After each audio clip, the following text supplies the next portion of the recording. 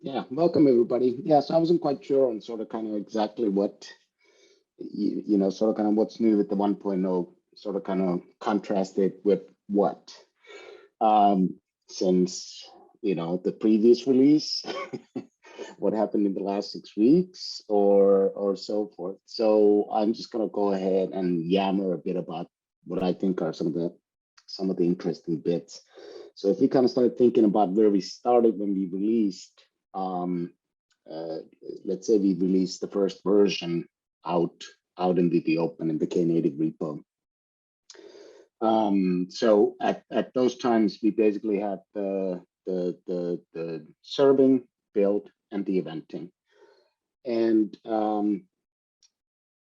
we've gone a long way since then, right? Now we only have 2 repos there. Well, that's not true because we have tons of repos there, but we basically lost build somewhere along the way.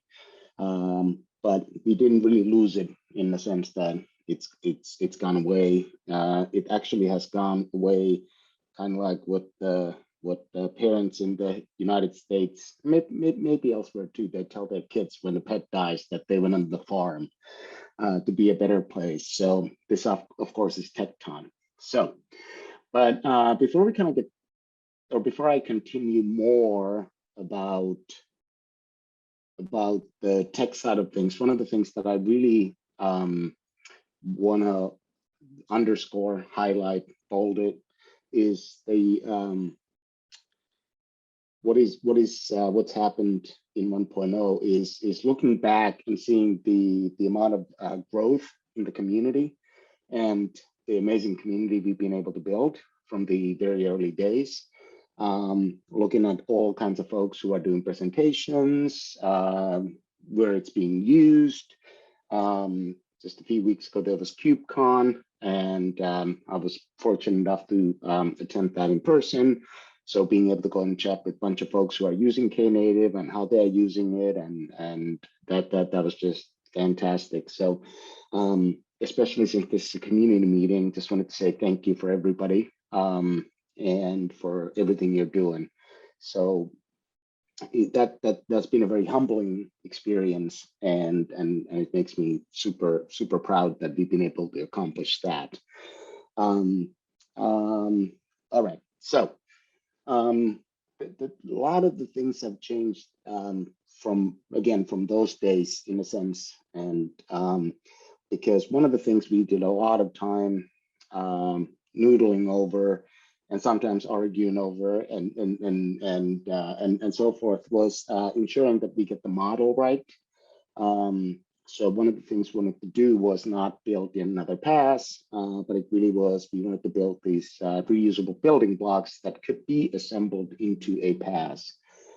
So we spent a lot of time really working on the model. And when I say model, I mean things like, what are the roles and responsibilities for the various pieces, and how do you slice and dice them in such a way that you can come and choose what it is that you want to use, instead of, again, just choosing a pass, right? So while we spend a lot of time doing that and defining on the APIs, some of you that showed up in some of the previous meetings might have heard that, there was like weeks and weeks and weeks by various folks spending on tying the APIs together and then iterating on those and so forth. And while I feel that we definitely got into a great place with the model and the APIs, we didn't really focus a lot on usability. It was like kubectl, yeah, no, that's fine. That's all you need. So one of the things that I want to go ahead and really mention is that the 3 things that I think, and when I say 3, I mean 4. I think one of the things that we have right now is that it's very easy for you to go and come in and quote unquote, kick the tires, try it out. So there's a lot of work, and I bring this up because some of these are not in the Knative proper in a sense, but it really has been a long goal for myself, hopes and dreams, if you will, for casual folks to come in and be able to be up and running in 5 minutes and try things out, and we certainly are there. So there's quite a few tools that folks have built. Like Carlos has done, I think it's Conk, and Matt did Mink, and there's quite a few of those. So so that's been really nice to see, because that was kind of a pet peeve of mine for a long time, that it was very tricky to get started.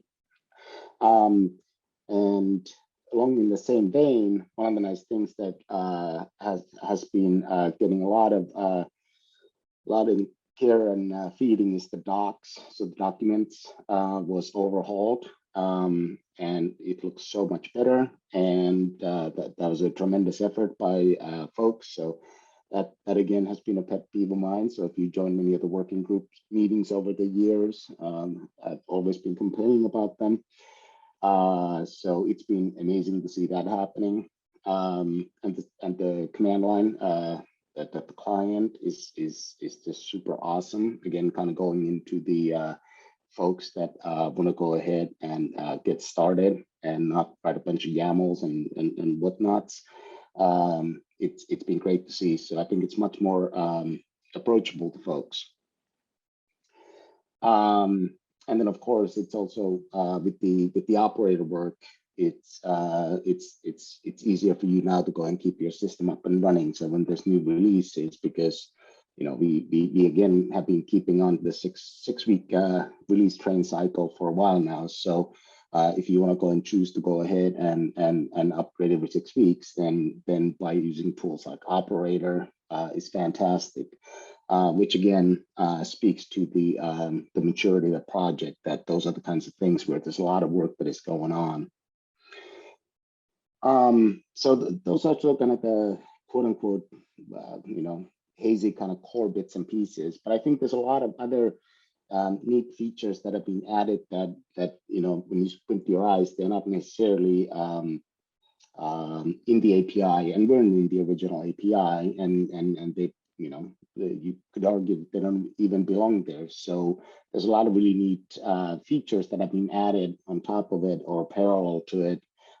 So the magic TLS bit is amazing. So when you can come in and you're like, hey, for so long it was just all the examples were like, oh, okay, cool, it's super easy. All you have to do is curl with the -h host header, and look how easy it is, and here's your website. And then it is this whole bit about like, oh yeah, but it's not TLS terminate and everything else like that. So that again is something that I've been super pumped about. And whenever I spin up new clusters, just getting those things up and running, it just matters of minutes, and it just it's really neat to see it. And yeah, so many of those previously kind of complicated things are super easy now. And when you look back, and when I was just kind of thinking about what are some of the things I'm going to talk about, was when you look back, it used to be that doing things like setting up the clusters and the TLSs and everything else like was really tricky or difficult, and especially for newcomers. And it kind of led to this whole point about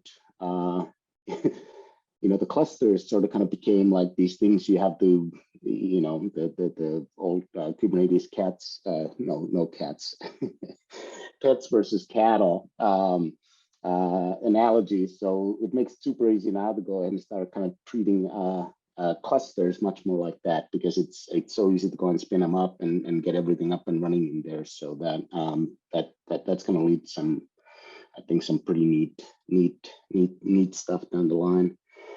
And then there's a lot of other stuff, tech, some innovations, things like that also have kind of grown out of the Knative that are now getting some attention, whether it's in the upstream or whether it's in the other projects, or some ideas that are percolating throughout the other communities as well.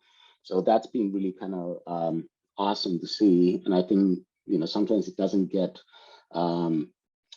as much interest because we are so kind of knee deep in this, if you will, so that we are kind of like, we take a lot of those things for granted. But some of those things are things like the duck typing stuff, and some of them is like the Knative package, where there's a lot of really neat stuff there with with things like you know, the way we built reconcilers with the injections and all those kinds of other things that that are just now super easy for you to go ahead and come in, and you can take advantage of those, even if you choose not to use Knative, but you just want to go and hang out and play in the Kubernetes, or you're building your own stuff. Some of those tools and technologies are going to be, well, hopefully helping other communities and other folks that are, you know, building software, just like, you know, what we wanted to do originally with Knative in the first place.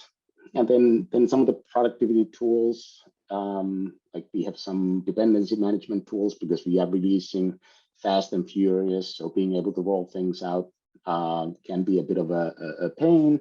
So we have done a lot of work there as well, and it's been great to see how seamless the releases processes have gotten over the years. Where it used to be very carefully crafted operation, and every now and then it would end in tears. It's been much more smooth running machines. So some really amazing tooling has been built as well. And this one doesn't really touch into Knative, but one of the things that makes me very happy is that very early on in the Knative, and especially in the eventing land, we wanted to go ahead and really focus on community standards or public standards for how we wanted to exchange information between different points. And so we took a big bet and got very involved in the cloud events. So one of the nice things that I am super excited about is this whole promise of being able to go ahead and finally have eventing infra that allows you to go and cross not only you know, cluster boundaries or anything else, but organizational boundaries, different cloud providers, because it's starting to be in different kinds of places. So that makes me really happy. And now I'm going to stop talking because I think I put everybody to sleep. So those are some things. So you know, I didn't want to go and talk about, like, here's 17 different features about it. I just wanted to go and give you, those are the highlights that make me super happy. And since it's my turn to talk, I get to decide what I talk about.